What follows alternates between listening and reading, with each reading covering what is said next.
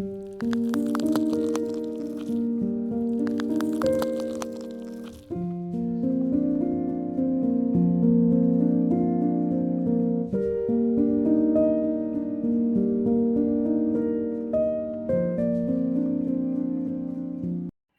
Everyone, welcome to cap academy. So network theory में हम लोग पिछले वीडियो में बात कर रहे थे मेरा average value and RMS value के बारे में। ठीक है, तो average value and RMS value का डिफरेंट वेवफॉर्म का हम लोग कैलकुलेट किए हैं। उसके बाद जो टॉपिक आता है मेरा, वो है मेरा फेजर रिप्रेजेंटेशन। ओके, तो फेजर रिप्रेजेंटेशन पढ़ने से पहले हम कुछ उसका बेसिक देखेंगे, तो जो हमारा फेजर में एप्लीकेबल होगा।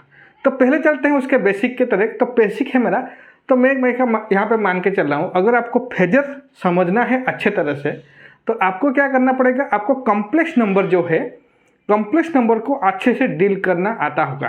ठीक है, मैं मान के चल रहा हूँ तो आपको कॉम्प्लेक्स नंबर आ रहा होगा। फिर भी हम कॉम्प्लेक्स नंबर एकदम बेसिक से पढ़ेंगे, जो भी मेरे को फेजर रिप्रेजेंटेशन में काम में आएगा।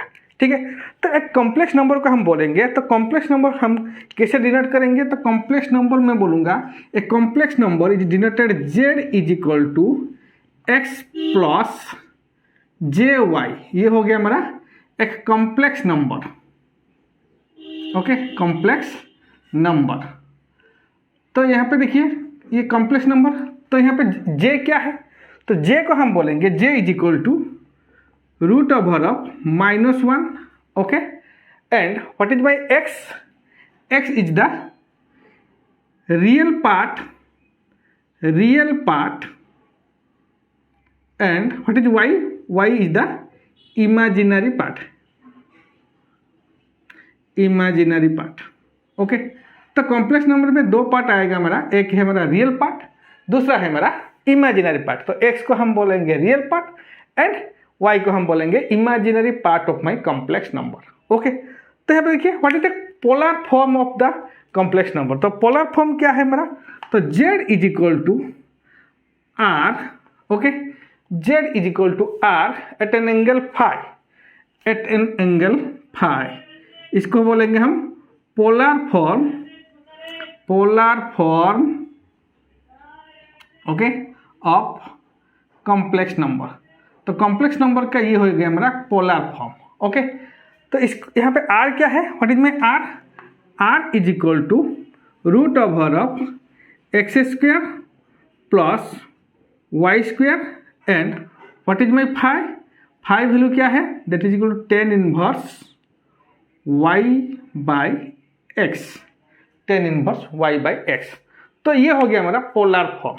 ओके, तो यहाँ पे पोलर फॉर्म में हम लोग z जो फाई है इसको हम बोलेंगे argument of the complex number. Okay, what is phi is my argument of the complex number.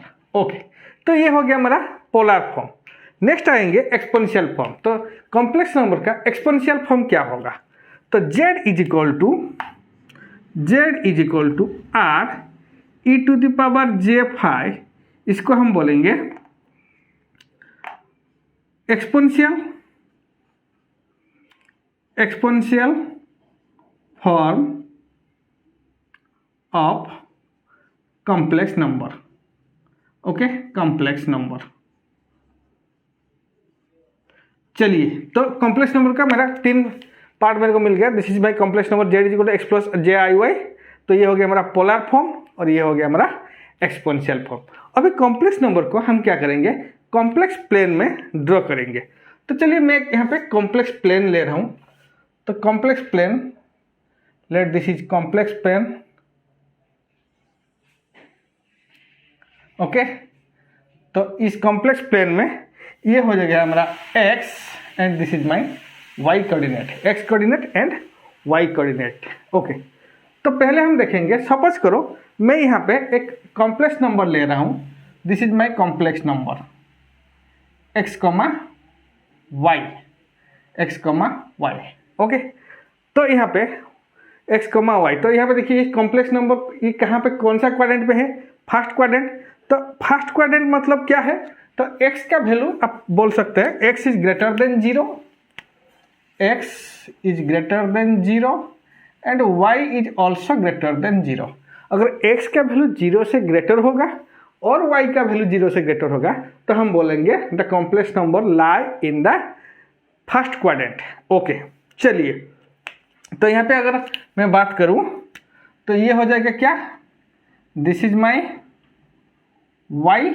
Okay, तो ये एंगल को हम बोलेंगे फाई एंगल। तो एंगल में क्या कर रहा हूँ, एंटी क्लॉकवाइज ले रहा हूँ, ठीक है। तो ये हो गया मेरा फाई एंगल। तो यहाँ पे मेरे को what is my phi angle, phi का वैल्यू क्या मिलेगा, फाई इज इक्वल टू कितना होगा, tan inverse Y by X, tan inverse Y by X. Clear? Okay, उसके बाद देखिए, अगर मैं सेकेंड क्वाड्रेंट का बात करूँ, सपोज करो एक मेरा कॉम्प्लेक्स नंबर है सेकेंड क्वाड्रेंट में, यहाँ पे है, तो this is X comma Y. Okay, complex number. तो सेकेंड क्वाड्रेंट मतलब क्या है, एक्स का वैल्यू क्या रहेगा, X is smaller than 0 and Y is greater than 0। X का वैल्यू 0 से कम होगा एंड वाई का वैल्यू 0 से ज़्यादा होगा, तो हम बोलेंगे the complex number is lie in the second quadrant. Okay, तो इसका मतलब क्या है, एक्स का वैल्यू मेरा माइनस में आ जाएगा। तो यहाँ पे हम क्या करेंगे, तो इसको हम बोल देंगे this is my mod Y. तो मोड ले रहा हूँ, माइनस प्लस मेरे को मैग्नीट्यूड से फर्क है इसलिए मैं मोड ले रहा हूँ। तो इसके लिए इसको हम बोलेंगे मोड एक्स। ओके, और ये एंगल हो जाएगा हमारा फाई, ये एंगल हो जाएगा फाई। अभी क्या होगा, अभी फाई का वैल्यू क्या है, कैसे कैलकुलेट करेंगे, ध्यान से देखिए। फाई का वैल्यू हमेशा हम यहाँ से कैलकुलेट करेंगे, तो एंटी क्लॉकवाइज रोटेशन, तो ये हो जाएगा हमारा लेट इट बी फाई 1, तो ये हो जाएगा फाई 1।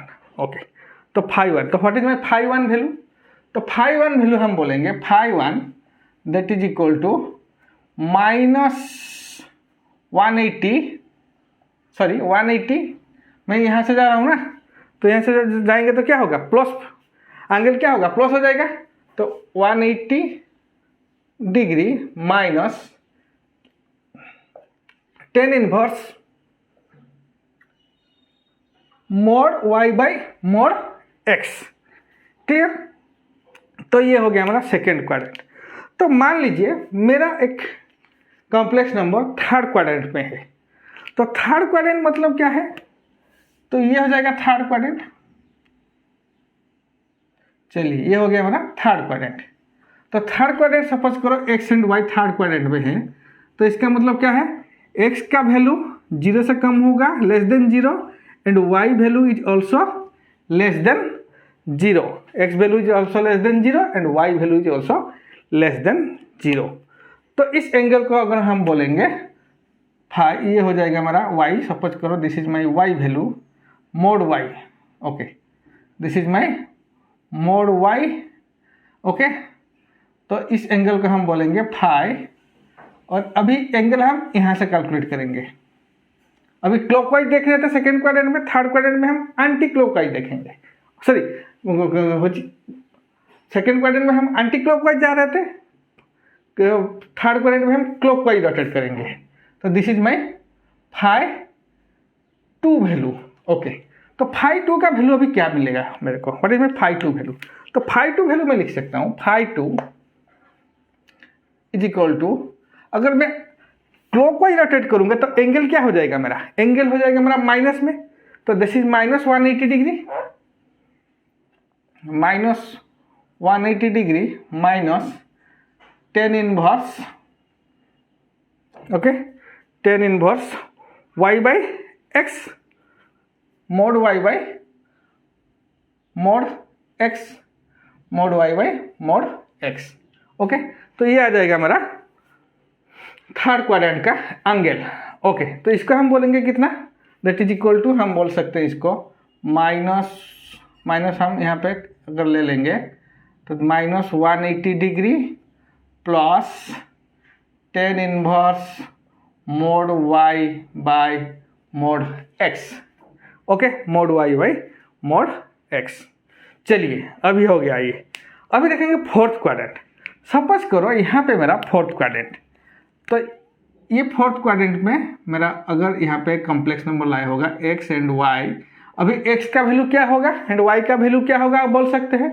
तो हम बोलेंगे x is greater than 0 but y is less than 0, y is less than 0। Okay, चलिए अभी यहाँ पे देखिए, तो इसको मैं अगर मोड y ले लूँ तो ये हो जाएगा हमारा मोड y। तो यहाँ पे फाई का और यहाँ पे फाई वैल्यू क्या होगा, this is my phi 2, sorry phi 3, ये हो जाएगा हमारा, इस एंगल को हम बोल देंगे फाई 3। तो फाई 3 का वैल्यू क्या मिलेगा मेरे को, phi 3 that is equal to -10 inverse mod y by X, mod y by X. Minus क्यों ले रहे हैं, क्योंकि हम क्लॉकवाइज रोटेट कर रहे हैं। अगर मैं एंटी क्लॉकवाइज आता तो क्या होता, मेरा एंगल पॉजिटिव में आएगा। ठीक है, तो ये हो गया हमारा कॉम्प्लेक्स नंबर को हम कैसे फोर्थ क्वाड्रेंट में रिप्रेजेंट कर सकते हैं। ठीक है, चलिए तो कुछ आइडिया आपको आ गया होगा, मैं सोच रहा हूँ कि आपको कॉम्प्लेक्स नंबरों का कुछ आइडिया आ गया होगा। ठीक है, चलिए उसका अभी मैथमेटिकल एक्सप्रेशन देखेंगे। सपोज करो, तो मैं यहाँ पे इसको इरेज कर रहा हूँ।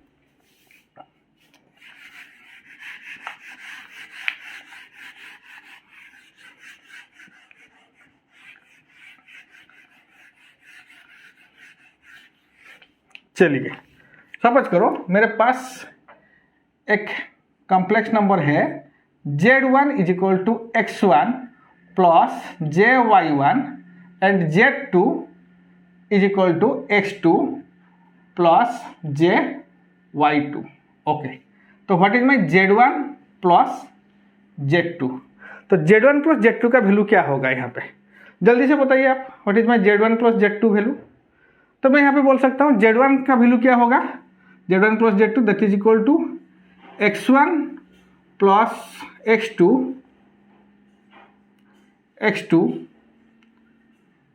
Plus jy1 plus y2। Okay, this is my addition. Okay, अगर मैं दो कॉम्प्लेक्स नंबर का सब्सट्रैक्शन कर दूं, सपोज करो z1 माइनस z2, तो क्या होगा, that is x1 minus x2 plus jy1 minus y2। Okay, तो ये हो गया हमारा एडिशन एंड सब्सट्रैक्शन। सपोज करो मेरे पास एक कॉम्प्लेक्स नंबर है in polar form, that is equal to polar form z1 is equal to r1 at an angle phi and z2 is equal to r2 at an angle, suppose this is phi 1, ये हो गया हमारा phi 2। Okay, दो complex number मैं लिया हूँ, लेकिन ये हो गया हमारा पोलर फॉर्म में। तो यहाँ पे z1 इंटू z2 हम क्या करेंगे, what is my z1 into z2। तो z1 z2 का वैल्यू क्या होगा, अगर मल्टीप्लिकेशन कर देंगे तो r1 into r2 at an angle, अभी एंगल क्या हो जाएगा, एंगल प्लस हो जाएगा phi 1 plus phi 2, phi 1 plus phi 2। Same अगर इसको हम z1 डिवाइडेड बाई z2 करेंगे तो क्या होगा, r1 बाई r2, एंगल क्या होगा फाई 1 माइनस फाई 2। तो एंगल अभी क्या हो जाएगा, एंगल हो जाएगा हमारा माइनस आ जाएगा। अगर मैं मल्टीप्लिकेशन करूंगा तो प्लस होगा, अगर मैं डिवाइड कर दूंगा तो क्या होगा, माइनस आ जाएगा। क्लियर।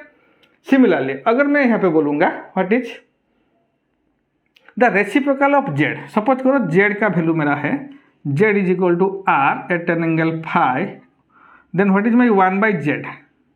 ओके, 1 बाई z का वैल्यू क्या होगा, तो 1 बाई z का वैल्यू हम लिख सकते हैं that is 1 by r, angle क्या हो जाएगा माइनस फाइव, एंगल हो जाएगा हमारा माइनस फाइव। ओके, तो उसके बाद और कुछ देख लेते हैं that is equal to z star conjugate, तो इसको हम बोलेंगे जेड कॉन्जुगेट। तो जेड कॉन्जुगेट का वैल्यू क्या आएगा, that is x minus j y, x minus j y. Z का वैल्यू आ रहा था, अगर suppose z is equal to x plus i Y, तो इसका कॉन्जुगेट हो जाएगा हमारा एक्स माइनस जे आई वाई। तो ये हो गया हमारा mathematical formula of my complex number. Okay, चलिए ये तो कॉम्प्लेक्स नंबर हो गया। उसके बाद हम देखेंगे Euler's theorem. Okay, Euler's theorem क्या बोल रहा है मेरा, यूलर्स थ्योरम। तो इसको मैं इरेज कर रहा हूं।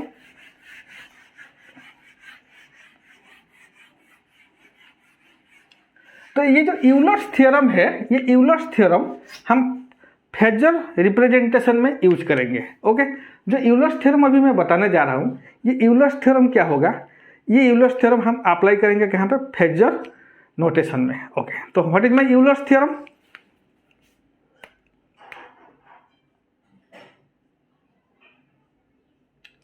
Euler's theorem,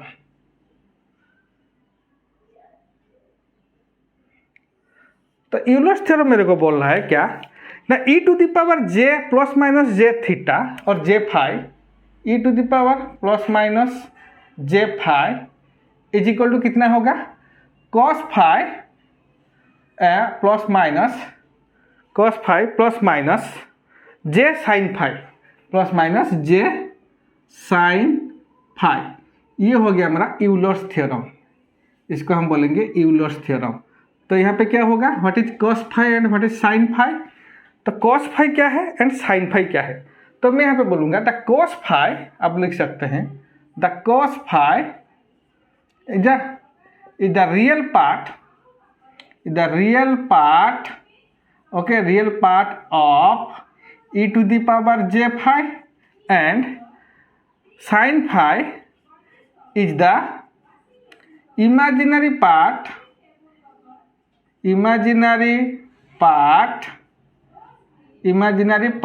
of e to the power j phi. Okay, तो इसका मतलब क्या है, cos फाई को हम लेंगे real part of e to the power j phi and sine phi क्या है, sine phi is the imaginary part of e to the power j phi.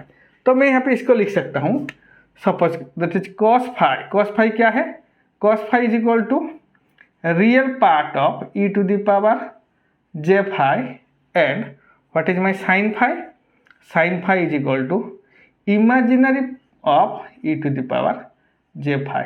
Okay, तो ये हो गया हमारा यूलर्स थ्योरम। चलिए, यूलर्स थ्योरम के बाद हम देखेंगे हमारा phasors. So next is phasors. तो यहाँ पे पहला क्वेश्चन आता है, what do you mean by phasors, phasors का मतलब क्या है। तो फेजर्स मतलब आप बोलोगे कि सर फेजर्स मतलब it is a rotating vector, तब आप बहुत बार उसको पढ़ चुके हो, फेजर्स मतलब it is a rotating vector. तब आप जब सेमिस्टर में होगे तो वहाँ पे हम नेटवर्क थ्योरी में बहुत बार बोल चुके होंगे सर आपको कि it is a rotating vector, but it is not the clear concept. तो ये मेरा सही कॉन्सेप्ट नहीं है। Okay, it is the right concept, is not the right concept. So आप अभी से इसको रोटेटिंग वेक्टर बोलना बंद कीजिए, ठीक है। तो क्या कॉन्सेप्ट है, फेजर्स कॉन्सेप्ट क्या है। तो अगर मैं एक साइनोसॉइडल क्वांटिटी का बात करूं, तो अगर साइनोसॉइडल क्वांटिटी में कुछ मेरे को एनालिसिस करना है तो वहाँ पे क्या होगा, मेरा ट्रिगोनोमेट्रिक लॉ हम अप्लाई करेंगे, ट्रिगोनोमेट्रिक फॉर्मूला अप्लाई करेंगे या ट्रिगोनोमेट्रिक लॉ हम अप्लाई करेंगे to analysis a sinusoidal quantity by the help of a trigonometric law is very difficult. तो आपको भी पता होगा ट्रिगोनोमेट्रिक लॉ अगर हम अप्लाई करके कुछ साइनोसॉइडल क्वांटिटी का हम एनालिसिस करेंगे तो ये हमारे लिए डिफिकल्ट हो जाएगा, ठीक है। तो हम क्या करेंगे, उसको कुछ इजी मेथड में कन्वर्ट करेंगे। तो इजी करने के लिए, एनालिसिस को इजी करने के लिए हम क्या करेंगे, तो एक साइनोसॉइडल क्वांटिटी को हम फेजर डोमेन में कन्वर्ट करेंगे। ओके, तो फेजर डोमेन में कन्वर्ट करेंगे। तो फेजर क्या है, फेजर एक डोमेन है जहाँ पे भी मेरा एक साइनोसॉइडल क्वांटिटी का एनालिसिस मेरा इजी हो जाएगा, ठीक है। So to convert a sinusoidal quantity in a time domain to the phasor domain to make the sinusoidal quantity analysis easy. Okay, जैसे कि फॉर एग्जांपल आप अगर कंट्रोल सिस्टम का बात कर रहे हैं तो कंट्रोल सिस्टम में हम लोग ज़्यादा से ज़्यादा हम क्या करते हैं, टाइम डोमेन से हम लाप्लास डोमेन में कन्वर्ट करते हैं, क्योंकि लाप्लास डोमेन में मेरा एनालिसिस इजी होता है, ठीक है। तो सेम यहाँ पे क्या होगा, हम टाइम डोमेन से फेजर डोमेन में कन्वर्ट करेंगे साइनोसॉइडल क्वांटिटी को, क्योंकि मेरा फेजर डोमेन में एनालिसिस करना इजी होगा, ठीक है। तो व्हाट इज द डेफिनेशन, तो यहाँ पे बोलेंगे phasor is a graphical representation. Okay, phasor is a graphical representation of a sinusoidal quantity. So what is phasor? It is, तो आप बोलोगे it is A graphical representation, okay, it is the graphical representation of a sinusoidal quantity, okay. तो sinusoidal quantity का graphical representation को हम बोलेंगे phasor representation, okay. तो यहाँ पे क्या होगा? तो इट कंटेंस, आप बोल सकते हो it contains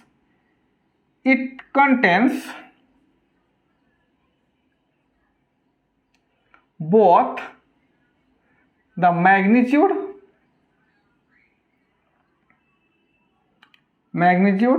and direction, okay, of the sinusoidal quantity,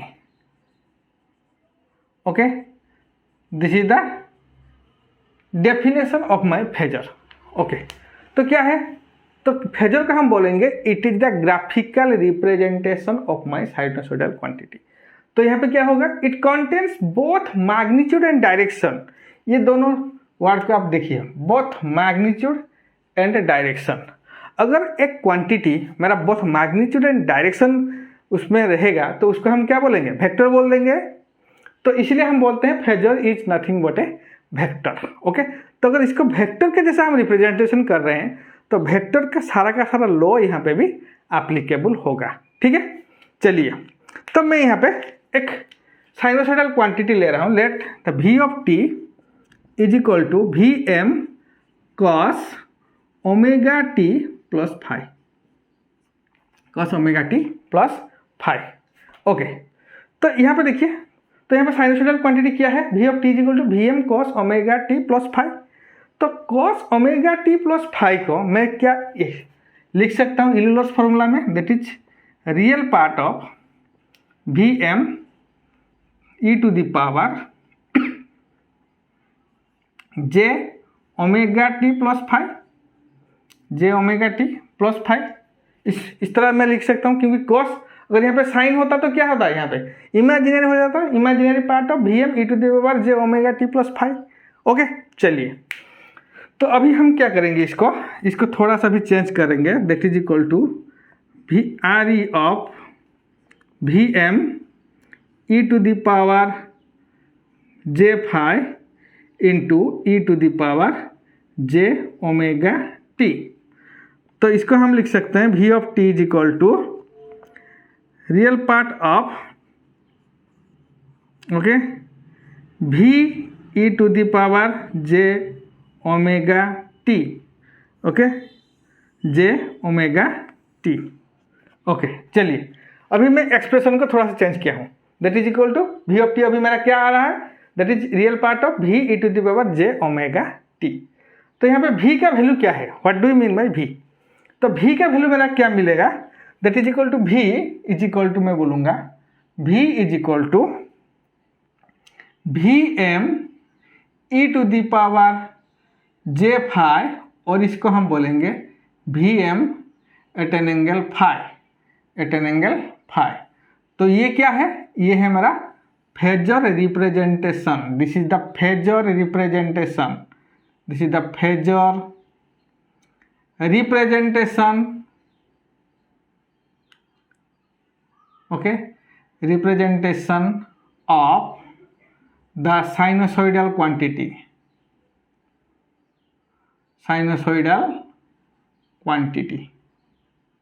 ठीक है। तो phasor representation of a sinusoidal quantity that is v is equal to vm e to the power j five, और इसको हम बोलेंगे vm at an angle five. तो ये हो गया हमारा साइनोसॉइडल क्वांटिटी का फेजर रिप्रेजेंटेशन, ओके। सो तो फेजर रिप्रेजेंटेशन क्या है यहाँ पे? तो आपको पता है फेजर रिप्रेजेंटेशन क्या है? It is the complex representation. तो अगर कॉम्प्लेक्स रिप्रेजेंटेशन होगा तो क्या होगा? तो कैसे हम इसका प्रोसीडियर क्या है? चलिए एक बार प्रोसीडियर देख लेते हैं, एक मिनट।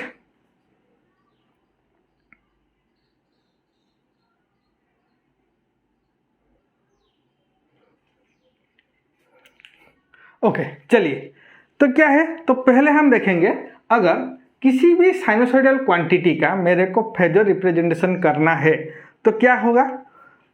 पहले हम क्या करेंगे, हम दो ही इक्वेशन यूज कर सकते हैं, that is real part of e to the power j5, okay, और इमेजिनरी पार्ट, मेरे पास दो ही पार्ट है, e to the power j5, ये था ना दो ही पार्ट, तो ये था क्या cos ओमेगा टी, ये था मेरा साइन ओमेगा टी। तो अब मैं बोल रहा हूँ कि किसी भी क्वांटिटी का हम अगर फेजर रिप्रेजेंटेशन करेंगे तो हम आइदर रियल पार्ट भी ले सकते हैं, इमेजिनरी पार्ट भी लेके कर सकते हैं, लेकिन मोर कन्वीनियंट क्या है, मोर कन्वीनियंट क्या है, हम रेफरेंस लेंगे that is real part, okay, real part of cos omega T. Cos omega T को हम लेके किसी भी क्वांटिटी का हम फेजर रिप्रेजेंटेशन करेंगे। ओके चलिए, तो यहाँ पे याद रखिए, तो क्या है यहाँ पे, हम जब फेजर रिप्रेजेंटेशन कर रहे हैं तो हम कन्वीनियंट क्या है, हम लोग रियल पार्ट लेके हम उसका फेजर रिप्रेजेंटेशन करें, ठीक है। चलिए, तो नेक्स्ट हम देखेंगे कि अगर मैं, चलिए अभी इसको थोड़ा सा अभी मैं इरेज कर रहा हूँ।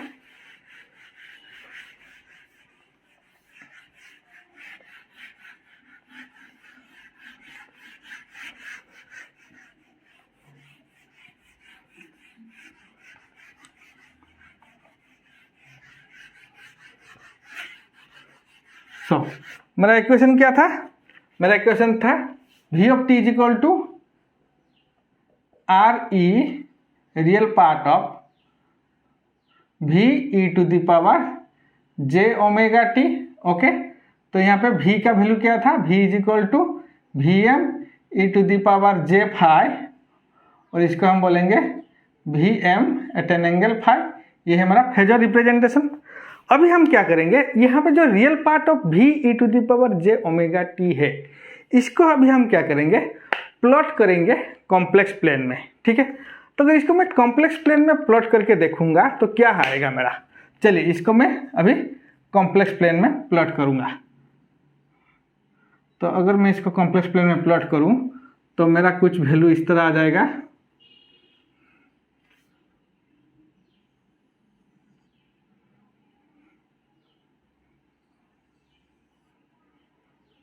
Okay.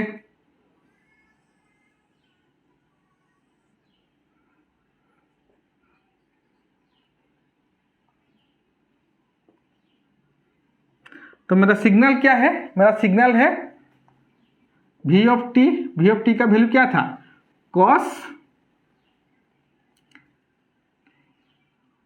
Omega T plus phi ना, ये था मेरा सिग्नल। तो ये है हमारा cos सिग्नल, ओके। चलिए, तो ये हो गया हमारा cos सिग्नल। तो यहाँ पे देखिए, तो सपोज करो ये हो गया हमारा रियल पार्ट एंड ये हो गया हमारा imaginary part, imaginary part, okay. तो यहाँ पे देखिए क्या होगा, तो सपोज करो मेरे पास एक साइनर है जिसका मैग्नीट्यूड है Vm, इसका मैग्नीट्यूड है Vm, ओके। तो यहाँ पे अगर यहाँ से स्टार्ट होगा तो कुछ इस तरह आ जाएगा यहाँ पे, तो ये मेरा अभी इस तरह आएगा, this is my Vm, okay. तो ये जीरो हो जाएगा यहाँ पे मेरा जीरो होगा। फिर अगर यहाँ से आएगा तो कुछ इस तरह आएगा,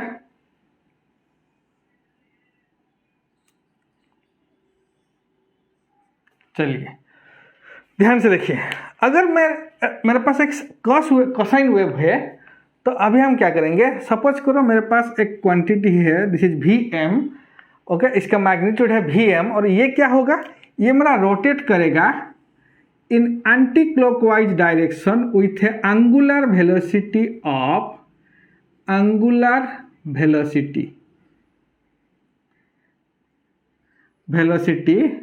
ऑफ ओमेगा। चलिए, ये क्या हो रहा है, ये मेरा रोटेट कर रहा है, ये जो Vm है, Vm जो क्वांटिटी है, ये मेरा रोटेट कर रहा है in anti clockwise direction with a angular velocity of omega. तो this is my v E to the power j omega T, okay, V E to the power J omega T. तो यहाँ पे देखिए, तो ये क्या हो रहा है, ये अभी रोटेट करेगा with an angular velocity of j omega T. Okay, तो इसका एंगल क्या होगा, this angle is my phi. Okay, तो अगर ये रोटेट करेगा angular velocity of omega it anti clockwise direction, तो मेरे को एक कॉस वेव मिलेगा, मेरे को एक कोसाइन वेव मिलेगा। तो मैं यहाँ पे बोल सकता हूँ, अगर ये हो गया हमारा v E to the power J omega t, क्या है, एक साइनर है जो कि मेरा रोटेट कर रहा है, v E to the power J omega t. ये क्या हो रहा है, ये एक साइनर है जो कि मेरा एंटी क्लॉकवाइज रोटेट करेगा with A velocity of, with a angular speed of omega. Okay, so it has both magnitude, मैं यहाँ पे बोल सकता हूँ it has both magnitude, okay, magnitude and phase, phase means क्या है, direction. Okay, phase means it is the direction. Okay, अगर both magnitude and direction होगा so it behaves like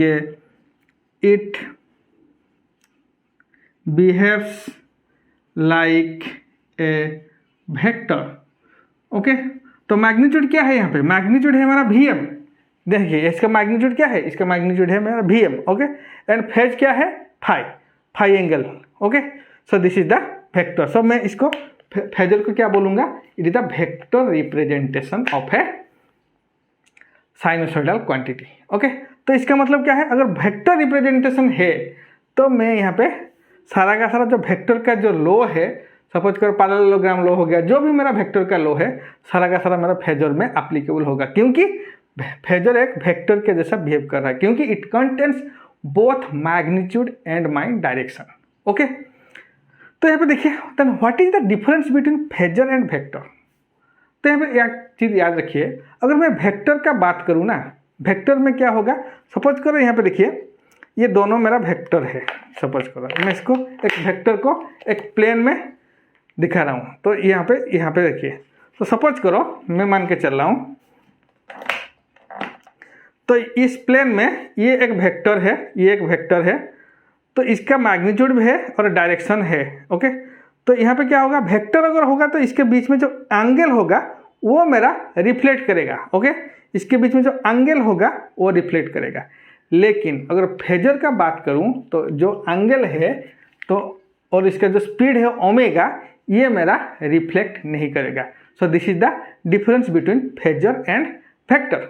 okay, चलिए, तो इसका अगर मैं किसी क्वांटिटी का मैं फेजर नोटेशन करूं तो क्या होगा, मैं बोल रहा हूं, तो मेरा मोर कन्वीनियंट मेथड क्या है, हम पहले उसको कोसाइन वेव में कन्वर्ट करेंगे, फिर उसका फेजर नोटेशन करेंगे। तो इसका कुछ रूल देख लेते हैं। सपोज करो cos, okay, cos omega T, suppose करो cos omega T, V M, तो V M cos omega T plus phi. Okay, इसका क्या होगा, this is my time domain, ये हो गया मेरा टाइम डोमेन। ओके, एंड यहाँ पे आएगा क्या, इसको मैं यहाँ पे लिख रहा हूँ phasor domain. Okay, phasor domain. चलिए, तो V M cos omega T का फेजर डोमेन में क्या होगा, V M at an angle phi. Okay, suppose करो V M sine omega T plus phi होगा, तो क्या होगा, that is equal to we M phi minus 90 degree, phi minus 90 degree. Okay, similarly अगर मेरे पास एक करंट वेव फॉर्म है I M cos omega T plus phi, तो ये क्या होगा, that is i m at an angle phi and i m sine omega T plus phi, तो ये क्या होगा, i m at an angle phi minus 90 degree. Okay, तो this is the formula. तो यहाँ पे टाइम डोमेन से अगर मैं फेजर डोमेन में कन्वर्ट करूँ चीज़ों को, तो क्या होगा, कोस को हम ऐसे ही कन्वर्ट कर देंगे और साइन को हम 90 माइनस फाइव माइनस 90 डिग्री ले रहे हैं, क्योंकि कॉस को हम रेफरेंस ले रहे हैं, ठीक है। कॉस को लेके हम फेजर रिप्रेजेंटेशन करेंगे। ओके, तो यहाँ पे देखिए फेजर रिप्रेजेंटेशन को हम फ्रीक्वेंसी डोमेन में बोल सकते हैं, फ्रीक्वेंसी फेजर ट्रांसफॉर्म को और फेजर डोमेन को भी हम फ्रीक्वेंसी डोमेन में बोल सकते हैं, क्योंकि यहाँ पे देखिए यहाँ पे क्या होगा, जब हम फेजर रिप्रेजेंटेशन कर रहे हैं तो वहाँ पे क्या होता है, हम लोग इसका ग्राफिकल रिप्रेजेंटेशन कर रहे हैं, लेकिन यहाँ पे क्या होगा, एक ओमेगा टर्म भी आ रहा है, लेकिन हम इसको इंक्लूड नहीं कर रहे हैं, इसको एक्सक्लूड कर रहे हैं, लेकिन यहाँ पे क्या है, एक ओमेगा का टर्म भी आ रहा है, ठीक है। विथ इसका जो वेलोसिटी, एंगुलर वेलोसिटी ओमेगा, तो फ्रीक्वेंसी मेरा आ रहा है, तो इसका मतलब क्या है, और ये जो फ्रीक्वेंसी है मेरा कांस्टेंट होगा, इसके लिए जितना फ्रीक्वेंसी होगा इसके लिए भी सेम फ्रीक्वेंसी होगा, तो फ्रीक्वेंसी मेरा कांस्टेंट हो रहा है, इसलिए मैं इसको इंक्लूड नहीं कर रहा हूँ। लेकिन ये आपको ध्यान में रखना है, जब हम फेजर नोटेशन कर रहे हैं तो यहाँ पे एक फ्रीक्वेंसी का टर्म भी यहाँ पे प्रेजेंट है, तो इसके लिए हम इसको बोलते हैं फेजर रिप्रेजेंटेशन और phasor domain is also known as by frequency domain. Okay, चलिए, तो नेक्स्ट क्लास में, ये तो हो गया हमारा पूरा फेजर रिप्रेजेंटेशन। नेक्स्ट क्लास में हम फ्रीक्वेंसी रिप्रेजेंटेशन और फ्रीक्वेंसी डोमेन के बारे में बात करेंगे।